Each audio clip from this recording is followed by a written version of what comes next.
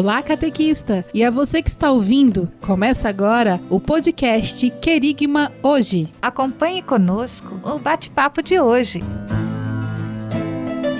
Bom dia, boa tarde, boa noite. Começa agora o nosso programa Querigma Hoje. Seu encontro com Jesus. Mais uma vez, estamos aqui para a gente ter esse bate-papo gostoso e sempre trazer uma história de um testemunho. E a de hoje, nós vamos conversar sobre um santo que ele não é tão conhecido assim, mas ele teve uma importância gigantesca. Sim, para ver que é um trabalho de equipe. A evangelização, começou, com Jesus, mandando os seus apóstolos, mas eles não estavam sozinhos e nem se resumiu aqueles 12 que tiveram uma vida íntima com Jesus. Tiveram outros discípulos, que conviveram com esses 12 e de lá nasceu uma igreja toda. Nós vamos conversar sobre a história de São Barnabé e a sua importância nessa missão e jornada de fé em disseminar o nosso credo, o nosso crer no Senhor na nossa comunidade hoje, que nós conhecemos de fato, como os cristãos, aqueles que anunciavam a experiência desse Cristo ressuscitado. Sim, e para saber que não estamos à parte, que não, por a gente não ser aquela pessoa importante, por a gente não ser o padre, então nós não temos uma valia para Deus? Será se isso é verdade, Com certeza Deus conta com cada um no seu limite, nas suas possibilidades, no seu meio, aonde você se encontra, se relaciona, para ser um cristão autêntico, Tantos diferentes, caminhos podem levar a Deus, E cada um tem o seu, com certeza. E isso é tão belo, Podemos começar aqui, achei uma oração da alegria. É sempre bom, a gente ter alegria no coração, que aí o anúncio sai mais forte. Senhor, na calma deste momento, furtando-me do torvelinho da vida, eu me recolho em ti. Olha, Senhor, olha a minha audácia, na singeleza da minha oração, eu te dou a minha alegria. Como é bom ser alegre! Obrigado, Senhor, foi teu dom. Como é agradável ter a alma em paz, ela é tua também. Como é maravilhoso ter a alma branda, razão de ser de toda a alegria. Senhor, nos dias ensolarados e nas noites entreabertas, um sorriso sincero indique a alegria sempre em mim. Saiba eu sorrir a ti, no meu irmão que passa preocupado, desanimado e oprimido. Sorria eu a ti, no meu próximo que em mim te procura. Sorria eu a ti, na criancinha inocente que de mim espera algo de ti, ó Papai do céu. Sorria eu a ti, no próximo, e a ti em mim mesmo, para sempre fazer e ser feliz. Sorria eu, Senhor, para aprender com teu salmista a servir o Senhor na alegria. Sorria eu, ainda que eu não saiba sorrir, pois é verdade, mais triste que um sorriso triste é a tristeza de não saber sorrir. Padre Bruzi. Amém, que lindo, E eu meditando aqui sobre a oração, quanto é importante nós sermos felizes. A felicidade, muitas vezes, ela não vem somente do sorriso, mas ela vem da alma, aquele olhar. E o mundo está tão carente, que nem nos permite mais ser feliz, que nós temos que ser tristes. E aí é onde a igreja, lá, desde antes, com todas as dificuldades, nos ajuda a mudar isso, a ter essa paz, mesmo quando as coisas estão difíceis. E essa é a verdadeira alegria. Muitos santos nos falam muito, E São Barnabé, como vamos conversar hoje, ele tinha essa alegria. E ele enxergava essa alegria no outro. Com certeza, o mundo nos deixa às vezes perdidos, né, atrás de uma alegria que pode passar no instante seguinte, né? Enquanto essa verdadeira paz na alma é uma alegria, né, que permanece, né? Uma alegria que dá sentido, né? É muito bacana as pessoas que têm essa alegria interna, digamos, que independe um pouco das circunstâncias, né? Eu acredito que seja uma confiança no Senhor que é tão grande que faz essa aparecer, né? Desaparecer os medos e seguir em frente, né? É engraçado, eu lembrei agora de uma colega de trabalho que ela é bem novinha. E aí eu tive um grande presente no meu trabalho, que eu tenho a oportunidade de fazer as orações todas as manhãs.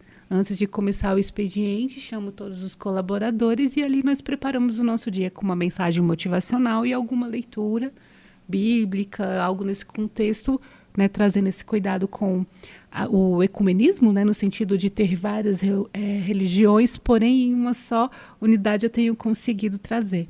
E aí, ao final, ela veio e eu sempre trago essa alegria, essa forma de falar desse amor que é refletido.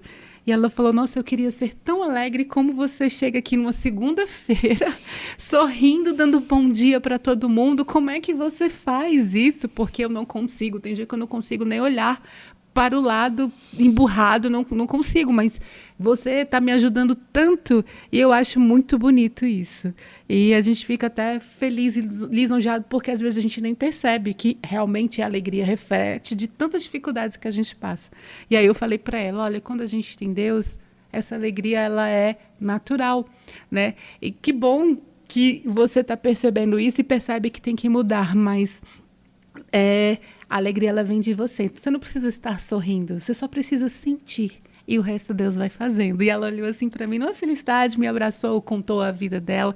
Eu achei isso muito significativo. Então, às vezes, a gente pode pensar que continuar, apesar das dificuldades, não vale a pena, mas vale muito. E é a leitura que nós vamos falar hoje. Essa alegria, esse transbordar, esse ir ao outro, levar essa alegria da alma. Não somente no sorriso, não somente no bom dia, mas é um conjunto. E aí ela ficava se sentindo inferior porque ela não sorria. Eu falei, não, mas você não precisa sorrir com necessariamente ajuda, sim, é bom. Mas sorria como a alma, peça a Deus sabedoria. Amém. Nossa, gostei dessa conversa que você teve com ela. Serve para muita gente, realmente, que às vezes se perde, né, no meio do que está acontecendo, das tristezas. A gente viu aí o Rio Grande do Sul passando por tantas necessidades e às vezes o coração se encolhe, né? E assim, às vezes na própria família as dificuldades e assim, cadê aquela alegria, né? Cadê a que vem de Deus? Cadê aquela paz que vem de Deus, né? Mas muitas vezes é possível, dentro, né, todos esses pormenores, a gente olhar para cima e falar, Deus, eu confio em vós, Senhor, eu confio em vós, né? E ter um descanso de alma, né? Vale bastante a pena. Aí essa paz deve ser procurada sim. E a gente consegue. Lá em Atos 11, 21b, 26 e do 13, 1 a 3, nós vamos entender um pouco mais. Quando a gente fala em B, significa a segunda parte do versículo, né? Dividido em A, B e C. E são frases, né? Então é a segunda frase que vai começar aqui a nossa leitura de hoje. Atos 11. Naqueles dias, muitas pessoas acreditaram no Evangelho e se converteram ao Senhor. A notícia chegou aos ouvidos da igreja que estava em Jerusalém. Então, enviaram Barnabé até Antioquia. Quando Barnabé chegou e viu a graça que Deus havia concedido, ficou muito alegre e exortou a todos para que permanecessem fiéis ao Senhor, com firmeza de coração. é que ele era um homem bom, cheio do Espírito Santo e de fé, e uma grande multidão aderiu ao Senhor. Então, Barnabé partiu para Tarso, à procura de Saulo. Tendo encontrado Saulo, levou-o a Antioquia. E passaram um ano inteiro trabalhando juntos naquela igreja e instruíram uma numerosa multidão. Em Antioquia, os discípulos foram pela primeira vez chamados com o nome de cristãos. Na igreja de Antioquia havia profetas e doutores. Eles eram Barnabé, Simeão, chamado Negro, Lúcio de Cirene, Manaém, que foram criados junto com Herodes, e Saulo. Um dia, enquanto celebravam a liturgia em honra ao Senhor e jejuavam, o Espírito Santo disse: Separai para mim Barnabé e Saulo, a fim de fazerem o trabalho para o qual eu chamei. Então, eles jejuaram e rezaram, impuseram as mãos sobre Barnabé e Saulo e deixaram-nos partir. Palavras do Senhor. Graças a Deus. Nossa, aqui essa história ela traz, né, várias questões, né, em relação a Barnabé. Né, Barnabé foi um desses primeiros cristãos a serem mencionado, né, no Novo Testamento. Né, seu nome aparece aí 29 vezes. Sabe-se que seus pais eram judeus gregos de Chipre e que seu nome original era José. E Barnabé era seu apelido, né? Ele era descendente da tribo de Levi, sobrinho de Maria, mãe de João Marcos, autor do segundo evangelho, né? Ou seja, São Marcos e Barnabé eram primos, né? Eram parentes. Portanto, enfim, eram primos e sabemos que Marcos era discípulo de Pedro. Essa proximidade com os apóstolos e evangelistas certamente influenciou a sua vida. E ele era um homem muito bom, um homem generoso, um homem que se preocupava com os outros. Então, São Barnabé era um homem muito bom. O evangelista Lucas, ele menciona ele, né, que ele possuía várias terras lá em Chipre e a sua generosidade era tão grande e ele se preocupava tanto com as pessoas e a felicidade dele em ver as pessoas naquele contexto de seguir a Jesus, porque as pessoas que seguiram ele naquelas terras lá da Ásia, né, as terras distantes, Antioquia, eram gentios. Então eram pessoas que não tinham necessariamente aquele amor, né, pelo Cristo ressuscitado. Eles conheciam vários outros deuses. E através, né, desse anúncio que foi se dividindo, né, foi se dissipando, que foi chegando... O cristianismo chegou, né, no lugar onde estavam...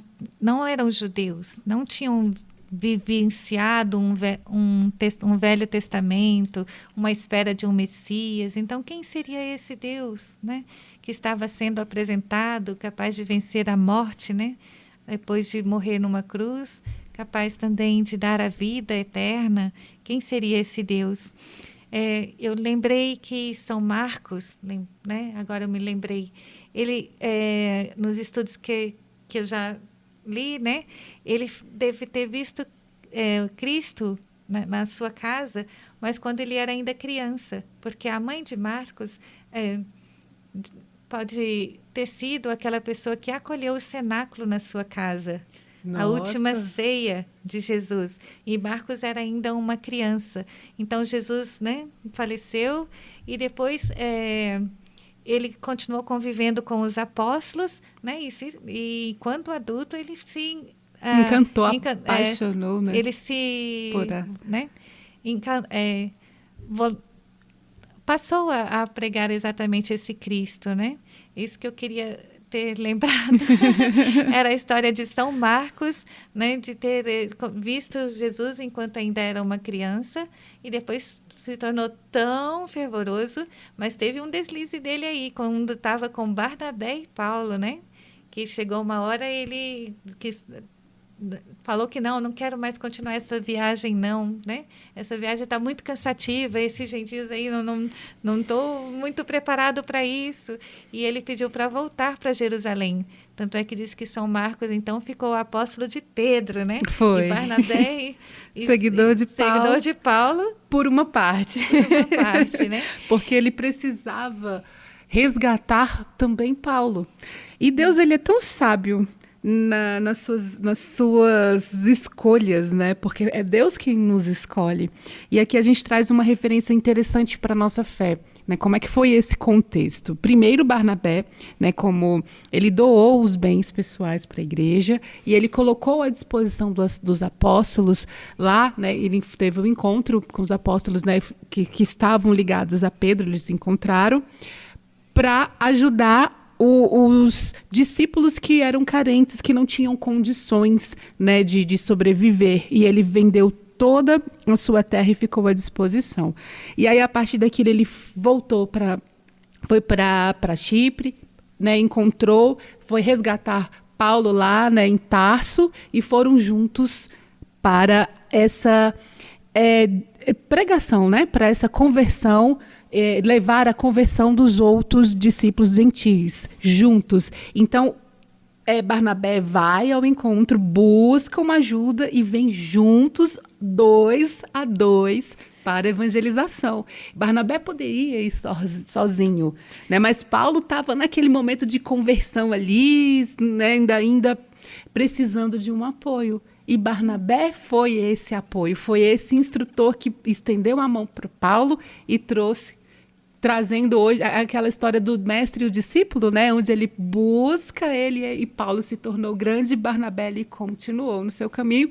E depois vamos dizer assim, desse desentendimento entre Paulo e Marcos, porque realmente nesse cansaço, que como a Lilian falou, Barnabé volta para buscar, para ir ao encontro de Marcos. É verdade, né, para a gente ver que realmente é complicado a gente ter os mesmos sentimentos e as mesmas metas, né? E sempre quando as pessoas se encontram, o mais provável é que elas queiram coisas um pouco diferentes uma das outras, né? Mas foi assim, a providência de Deus, né?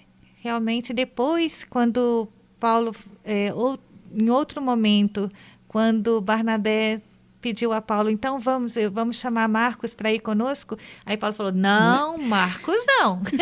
Ele já deixou lá a gente na mão aquela vez e tal, você vai atrás de Marcos de novo?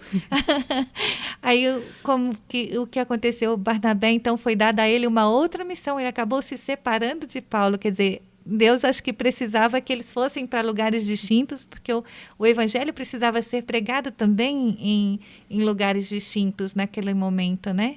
Então, todas as vezes que a gente tem uma porta se fechando para nós, né? Não nos pensamos que é o fim do mundo, porque não é desse jeito que eu queria, porque isso não está certo, né? É Deus traçando os caminhos por meios que a gente não compreende naquele momento, né? E antes dessa separação, teve umas coisas interessantes da história de Paulo e Barnabé. Algumas fontes dizem que Barnabé e Paulo estudaram juntos em Chipre, né, na escola lá do mestre Gamaliel. E quando Paulo voltou a Jerusalém após converter-se, foi Barnabé que o apresentou aos apóstolos. Né? Então, nesse conceito, onde ninguém acreditava em São Paulo, Barnabé acreditou e confiou nele. E aí trouxe Paulo e Pedro brigando, não, mas ele tem que seguir perseguidor. Foi perseguidor. E começaram a julgar Paulo, realmente, né? Como nós fazemos muitas vezes na caminhada. E Barnabé, ele viu além do que os próprios discípulos que conviveram com o mestre não conseguiram ver.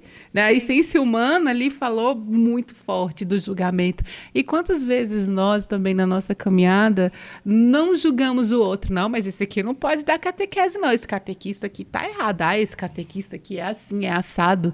Aquele catequizando só Jesus na causa. E nós fazemos isso. E aí nós precisamos ter esse apoio. Com relação a essa questão do julgamento, eu tenho um testemunho para dar esta semana na catequese. Compartilha conosco. Olha, a sabedoria da minha coordenadora, ela é demais.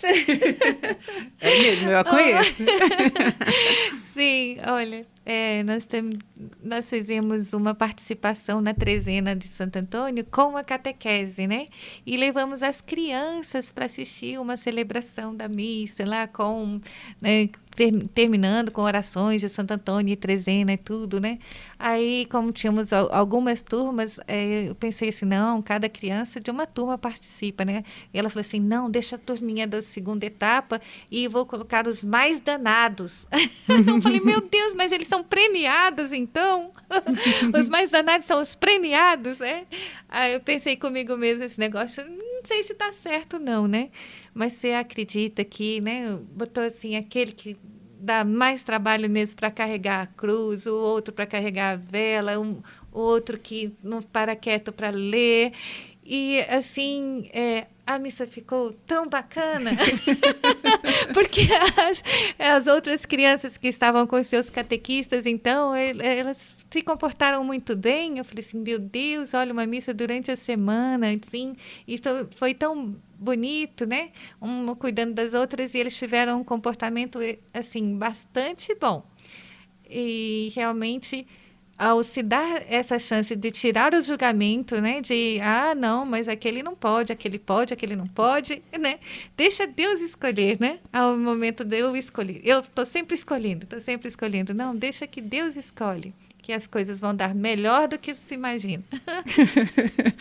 Que bacana, e é nesse contexto que Barnabé agiu, né, Barnabé ele foi muito sábio nesse ponto, né, e tão sábio que olha onde os dois foram parar, né, juntos num grande concílio, né, da igreja, o primeiro e grande concílio. Sim, Paulo defendia que os gentios não tinham que ser circuncidados, né, para serem considerados cristãos. E aqueles seguidores de Pedro acham que, como Jesus foi judeu, todos deveriam ser circuncidados, né? E com a marca de que se passaram a ser judeus, seria realmente essa marca no corpo, né? E graças a Deus, né, o Espírito Santo revelou que Jesus era mais do que uma marca no corpo, né? E hoje a gente tem uma marca na alma, né? Sim. O nosso batismo nos confere uma marca indelével na nossa alma de que somos de Cristo.